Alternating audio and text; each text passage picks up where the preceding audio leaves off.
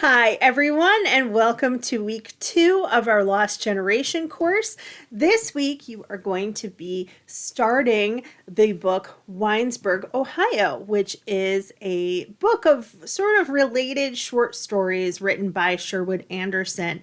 This is a 2-week unit, but for this first week in our book, you're going to be looking at a lecture from Professor Ted Olson. I found online 2 really great professors who specialize in the Lost Generation, and in particular, looking at the works of Sherwood Anderson. So, one of the reasons that I picked this book for you is that I think it kind of bridges the gap between the realism and regionalism of the past literary movement, where we were looking at the past with a little bit of nostalgia and had some local color.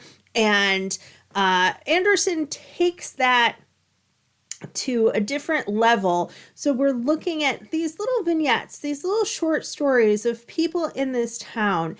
And we see some of the themes that we're going to look at in the Lost Generation works are here's a little bit of alienation, a little bit of violence, a little bit of the sort of lostness of these people just trying to do their best and struggling with things like religion and family and their place in the world and all of that kind of thing.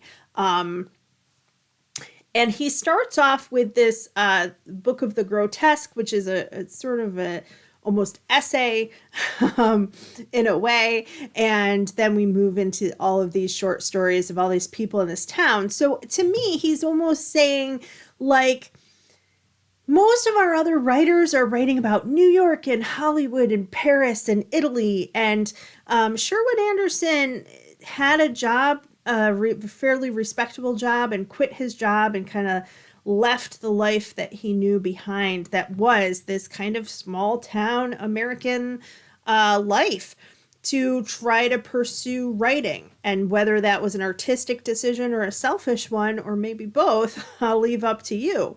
But in any case, I think that he is taking things from his background, and he is a little older than some of our other writers, and I think often overlooked.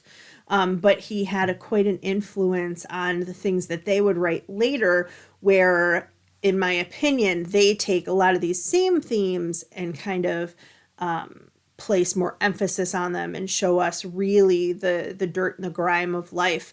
But yeah, I think he's trying to say that, the suburbs and small town have this veneer that life is perfect and idyllic, and the white picket fence and 2.5 kids and a cat and a dog and all of that, but it's really still people struggling to find their place and make their way through the world. So you'll have the first set of readings from this book, and you'll have a writing assignment as well, and I look forward to seeing your thoughts. Thanks, everyone.